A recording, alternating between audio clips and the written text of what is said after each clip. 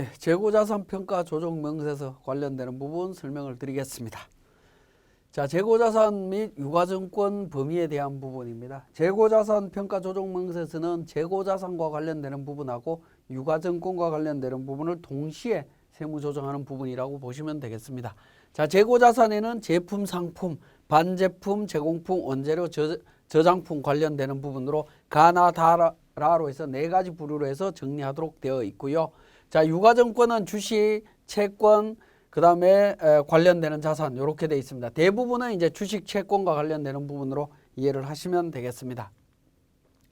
자, 재고자산 관련해서 재고자산의 신고 방법, 평가를 어떻게 할 거냐 하는 건데요. 원가법과 저가법으로 하도록 되어 있습니다. 원가법은 개별 선입선출, 후입선출, 총평균, 이동평균, 매가환원법 중에 하나 선택하도록 되어 있고요. 저가법은 취득가액과 기업회계에 의한 시가 중에 낮은 가액으로 하도록 되어 있습니다. 그래서 1번, 2번 중에 하나를 선택하도록 되어 있습니다. 자, 유가증권은 원가법 중에 개별법, 총평균, 이동평균법 중에 하나를 신고하도록 되어 있습니다. 자, 평가 방법 신고와 변경 신고입니다. 설립일이 속하는 사업연도의 과소표준 신고 기한까지 신고하고요. 적용하고자 하는 사업연도 종료일 이전 3월이 되는 날까지 변경해야 됩니다. 언제까지 해야 되냐면 12월 말 법인인 경우에는 20년도 기준으로 따지면 20년 9월 31일까지 그죠? 까지 변경 신고를 해야만이 변경된 방법으로 할 수 있습니다. 우리가 선입선출법으로 신고를 했는데 예를 들어서 총평균법으로 변경하고 싶다라고 하면 20년 9월 31일까지 신고를 하셔야 되고요.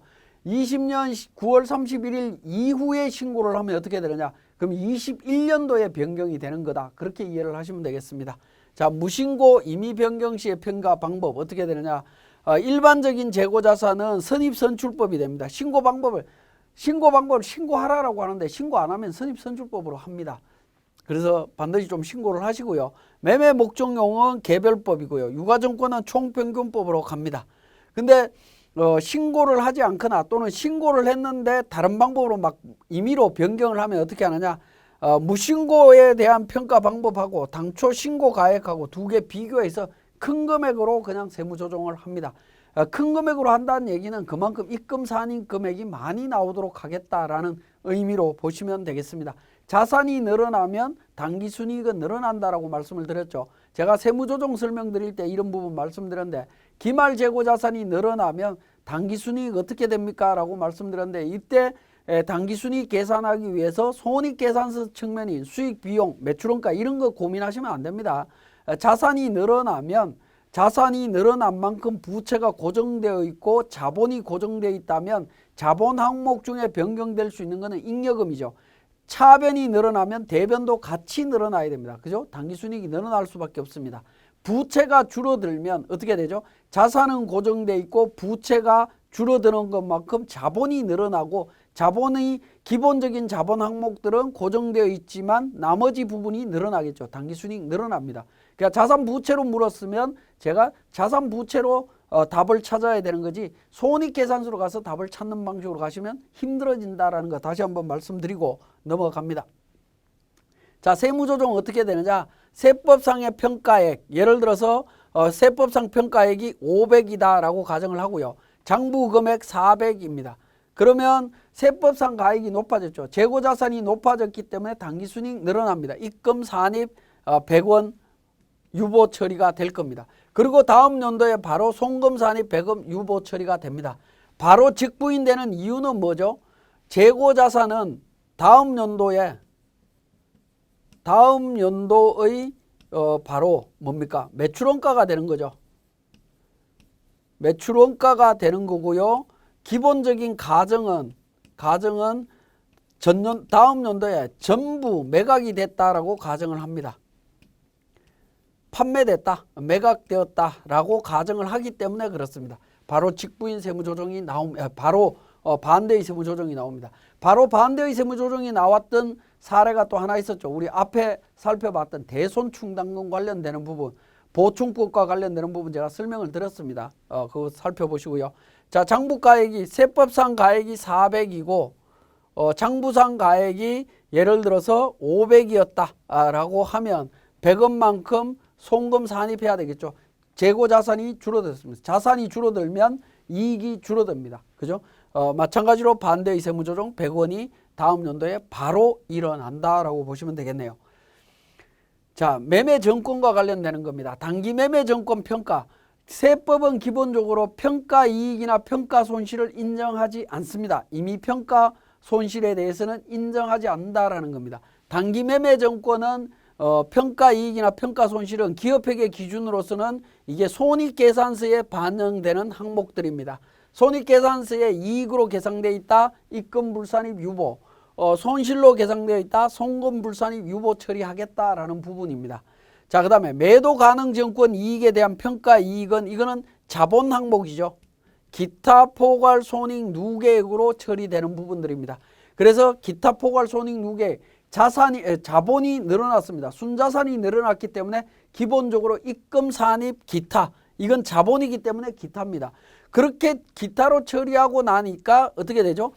손익계산서에 있는 평가 이익처럼 이미 평가 이익이더라. 그래서 입금 불산입 유보 처리를 합니다. 매도 가능 정권 평가 손실도 마찬가지죠. 자본이 감소를 했습니다. 순자산이 감소했다라는 거죠. 송금 산입 기타. 근데 송금 산입해주고 보니까 이미 평가 손실이더라. 그래서 입금 산입 유보 처리를 다시 하도록 되어 있습니다. 그래서 매도 가능 정권은 자본과 관련되는 부분이고 입금과 송금이 동시에 나오기 때문에 세무조정을 안 해도 되는 것처럼 보입니다.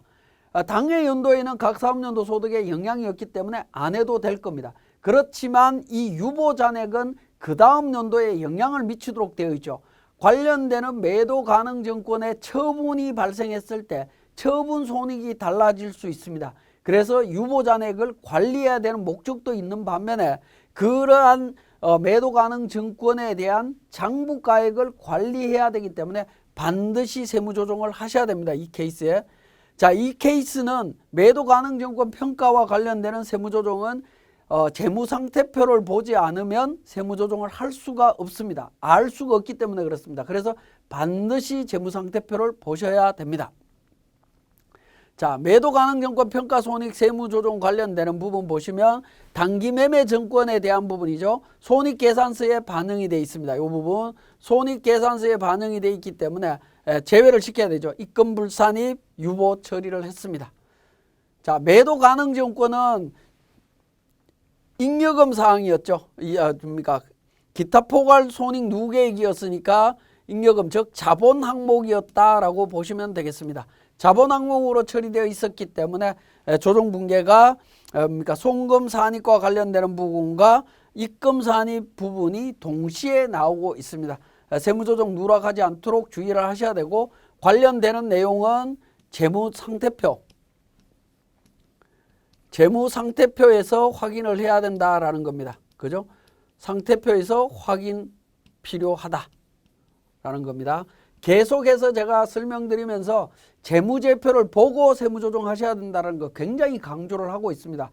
재무제표 안 보시면 이런 세무조정 할 수가 없습니다. 근데 안 보시면 안 된다는 거 계속 강조하기 때문에 여러분들은 습관적으로 보도록 노력하십시오. 자, 파손품 등에 대한 평가 어떻게 하느냐?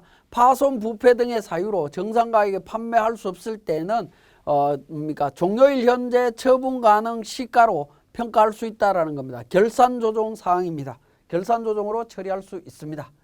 자, 평가 손실로 인정되는 주식과 출자 지분에 대한 부분이 되겠습니다. 자, 평가 손실을 송금으로 인정하겠다라는 겁니다. 주식과 관련되는 부분입니다. 자, 요거는 요건을 잘 따지셔야 됩니다. 자, 첫 번째, 다음 어느 하나에 해당하는 주식으로서 그 발행법인이 부도가 발생한 경우 또는 회생계획 인가 결정을 받았거나 부실 징후가 있는 법인의 당해 주식 등에 대한 부분입니다. 그죠? 해당하는 법인은 뭐죠? 주권상장 법인이 발행한 주식. 그러니까 주권상장 법인이 부도가 났다라고 하면 그 주식에 대해서 인정하겠다. 주권상장 법인이 회생계획 인가 결정을 받았다면 그 주식에 대해서 송금 산입해 주겠다. 그런 의미입니다. 창투회사 마찬가지고요. 자, 그 다음에 보시면 어떻게 되죠? 특수관계 없는 비상장 법인이 발행한 주식. 비상장 법인이 발행한 주식. 자, 요 부분 인정해 주겠다라는 거죠. 그죠? 요 부분 인정해 주겠다라는 건데 여기서 한번 보시면 인정해 주는데 조건이 있습니다. 지분율이 5% 이하이면서 10억 원 이하인 주식입니다. 그죠? 10억 원 이하인 주식. 취득가액이 10억 원 이하인 주식. 비상장법인 주식인 경우에는 10억 원 이하는 많습니다. 거의 대부분 다 충족할 겁니다. 근데 중요한 거는 지분율 5%라고 하는 요 조건을 충족하기가 어렵다라는 거죠. 상장회사의 지분율 5%는 보유하기가 굉장히 어려운 거지만 우리가 알고 있는 일반적인 비상장회사의 지분을 우리가 참여하는 경우에 보면 상당히 많은 경우가 5% 이상 출자를 하는 경우들이 많습니다. 5%만 되면 상관이 없다라고 보시면 돼요. 그리고 특수관계가 없어야 된다. 그런 경우에는 부도가 나거나 이런 사유가 생기면 바로 송금으로 인정받을 수 있다라는 겁니다. 자, 그 다음에 주식 등을 발행한 법인이 파산한 경우에는 당해 주식에 대해서 그러니까 송금 산입할 수 있습니다. 당연히 파산했으니까 가치가 없어진 거죠. 그러니까 인정받을 수 있다라고 보시면 되겠습니다. 자, 여기서는 어쨌든 여러분들이 좀 기억하셔야 되는 거는 우리하고 굉장히 많이 관련이 있는 거는 이 부분이죠. 특수관계 없는 비상장 법인이 발행한 주식 또 송금으로 인정받을 수 있는데 조건이 지분율 5% 이하고 취득가액 10억 이하여야 된다. 두 개가 동시에 충족해야 된다라는 사실 기억하시면 되겠습니다. 자, 그러면 이제 지금까지 설명드렸던 재고자산과 관련되는 내용 또 그러니까 유가증권과 관련되는 부분을 우리 세무사랑 프로를 통해서 다시 정리하겠습니다. 자, 재고자산 유가증권 평가 조정 명세서 관련되는 우리 세무사랑 프로 운영 방법에 대한 부분입니다. 사례는 323페이지에 있습니다. 자, 과목별 세무조정에 있어서 재고자산 유가증권 평가 조정 명세서가 되겠습니다. 대부분의 회사가 이 조정 명세서를 작성하실 때에는 거의 대부분은 재고자산 관련되는 부분만 작성하는 경우들이 많이 있는데요. 만약에 유가증권이 있다라고 하면 여기에서 한꺼번에 관리하면서 작성하시면 되겠습니다. 자, 첫 번째 있는 부분은 재고자산이나 유가증권의 평가 방법을 검토하는 부분입니다. 신고한 평가 방법이나 또 실제 그러니까 평가 방법을 적용한 부분을 정리하는 부분입니다. 자, 우리 사례에 보면 그 제품 상품 같은 경우에는 평가 방법은 이동평균법이고 신고도 이동평균법으로 했다라는 겁니다. 그러니까 이동평균법으로 처리했고 평가도 이동평균법으로 했다. 그러면 적정하게 처리한 거죠. 그러면 세무조정이 별도로 필요 없다라고 보시면 되겠고요. 원재료는 그러니까 신고 방법을 신고하지 않았습니다. 그리고 평가는 후입선출법으로 했다라는 겁니다. 적정하지 않습니다. 유가증권과 관련해서도 보면 상장 주식으로서 그러니까 유가증권 평가 방법에 따라서 평가했다. 세법상 평가 방법은 신고하지 않았습니다. 무신고고 기업회계에서 신고를 했다라고 평가를 했다라고 하는 것은 단기 매매 정권이나 매도 가능 정권 즉 시장성이 있는 경우에는 시가법으로 처리하도록 되어 있습니다. 그래서 유가증권 기타 부분에서 우리는 평가 방법을 시가로 이렇게 등록을 하시면 되겠습니다. 자, 그 다음에 이제 평가 조정 계산이라고 해서 상품과 관련되는 부분 그러니까 회사 장부가액 얼마죠? 상품은 1억 1,390만 원입니다. 자, 선입선출법에 의한 평가 금액 의미가 없죠. 상품 제품은 신고 방법에 의해서 정상적으로 했기 때문에 신고 방법에 1억 1,390만 원 처리하시면 됩니다. 자, 원재료는 회사 장부가액이 2,600만 원이고요. 후입선출법으로 했습니다. 그죠? 그러니까 무신고했을 때 또는 이미 평가했을 때는 선입선출법이죠. 선입선출법 금액 2,700이기 때문에 100만 원에 대해서 입금, 산입, 유보 처리를 하셔야 되겠습니다. 자, 그 다음에 제품도 정상적으로 처리가 됐기 때문에 문제될 게 없고요. 자, 단기 매매 정권 관련되는 부분입니다. 자, 1,000만 원인데 시가 1,500으로 되어 있습니다. 500만 원에 대해서 세무조정을 해야 되는 부분이죠. 자, 1,500만 원 장부가액이고 평가 금액은 어떻게 되죠?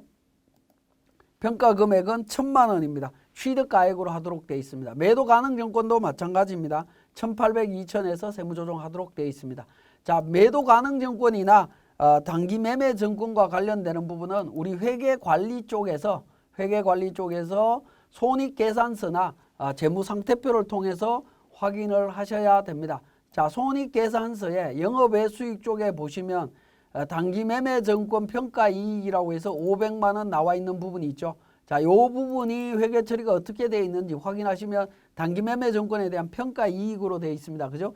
이미 평가이익이기 때문에 입금불산이 유보 처리해야 된다라는 거 바로 확인을 하셔야 되겠죠. 자, 그 다음에 재무상태표에서도 확인을 하셔야 됩니다. 재무상태표에서 내용을 확인을 하시게 되면 자본 항목 쪽에 보시면 기타 포괄 손익 누계액 쪽에 매도 가능 영권 평가 손익해서 200만 원 당해 연도에 계상되어 있는 부분이 있습니다. 그죠? 자, 이 부분에 대해서 그러니까 손실이기 때문에 송금 산입 기타 처리하고 관련되는 부분을 송금 불산입 유보 처리해야 되는 세무조정을 동시에 진행을 하셔야 되겠습니다. 그 내용이 우리 324페이지에 표를 통해서 회계 처리하는 내용들을 자세히 설명을 해놨습니다. 자, 재고자산과 관련되는 부분은 재고자산 평가 조정 명세서 작성하시면서 한번 챙겨보시면 되는데 유가증권과 관련되는 부분들은 결과적으로는 재무상태표나 손익계산서 내용을 보지 않으면 여러분들이 세무조정이 정확하게 이루어질 수 없다라는 거 다시 한번 강조드리고요. 조정명세서 작성이 되면 F4 한번 조정 등록을 통해서 세무조정을 해주시면 됩니다. 자, 세무조정 내용은 보시면 재고자산 평가정에서 200만 원 순액으로 이렇게 표시가 되어 있는데 실질적으로 세무조정을 하실 때에는 관련되는 자산별로 정기평가, 재고자산평가, 매도가능증권 손실, 그 다음에 매도가능증권 평가손실 상계, 단기매매평가 이익 관련되는 500만 원 세부적으로 정리를 해 주셔야 되겠습니다. 자, 그리고 제가 내용을 하나 빠뜨렸는데요.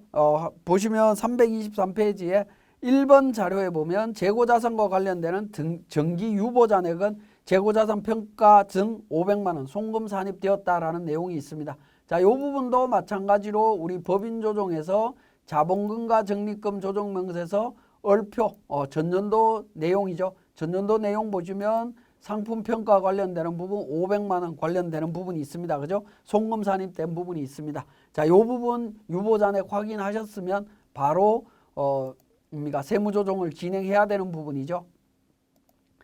재고자산 관련되는 부분에서 정기 관련되는 부분으로 해서 진행을 해주시면 되겠습니다.